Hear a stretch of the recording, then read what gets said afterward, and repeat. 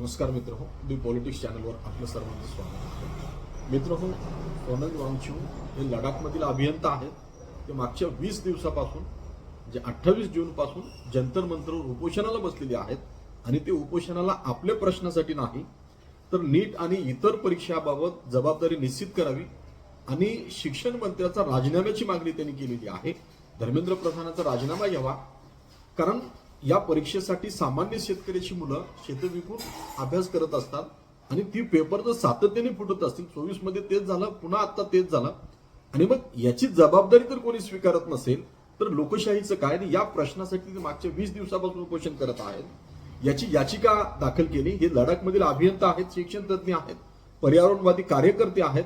त्यांनी 3 इडियट पिक्चरमध्ये रॅन्चो या पात्राची प्रेरणा दिलेली आहे.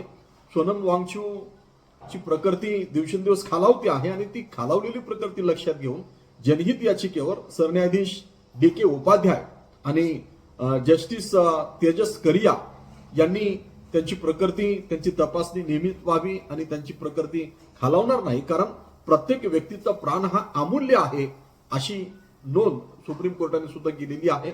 संपूर्ण देशभरातून तरुणांनी याच्या मागे उभं टाकलं पाहिजे. लोकशाहीवर निष्ठा असणाऱ्या प्रत्येक विद्यार्थ्यांनी यामध्ये सहभागी झालं पाहिजे. सोनम वांगचुक यांनी आवाहन केलेलं आहे की 20 तारखेला जंतर मंतरवर मोठ्या प्रमाणामध्ये विद्यार्थ्यांनी जमलं पाहिजे, तरुणांनी जमलं पाहिजे. पण किमान आपण तिथं जाऊ शकलो नाही तरी मी उदगीरमधील सर्व विद्यार्थ्यांना आवाहन करतो, सर्व संघटनांना आवाहन करतो की आपण सर्वांनी कलेक्टरला एक निवेदन देऊ. त्यासाठी सोमवारी आपण एकत्र येऊ. 12च्या अंदाजामध्ये आपण डेप्युटी कलेक्टरला एक निवेदन देऊ. त्यामुळे आपल्या सर्वांना मी आवाहन करतो की हा प्रश्न व्यक्तीचा नाही, हा प्रश्न एका सामान्य म्हणजे सोनम वांगचुकचा वैयक्तिक प्रश्न नाही, तर तो संपूर्ण शिक्षण व्यवस्थेतील गैरव्यवस्था रोखण्यासाठीचा आहे, संपूर्ण देशाचा प्रश्न आहे. आणि म्हणून आपण सर्वांनी जागरूकपणे उभं टाकलं पाहिजे आणि संवैधानिक मार्गाने कायदेभंग केला पाहिजे आणि सरकारने किमान त्याची दखल घेतली पाहिजे, त्यांना भेटलं पाहिजे आणि त्यांच्या मागणीनुसार त्या सगळ्याचा तपास करण्याचं आश्वासन दिलं पाहिजे. विरोधकांची बाजू ऐकूनच घ्यायला सरकार तयार नसेल त्याला लोकशाही म्हणत नसतात, त्याला हुकुमशाही म्हणतात. आणि लोकशाहीसाठी नागरिक जागरूक असणं आणि न पटलेल्या कायद्याच्या विरोधामध्ये आपलं निर्भीडपणे मत नोंदवणं हे प्रत्येक भारतीय नागरिकाचं कर्तव्य आहे.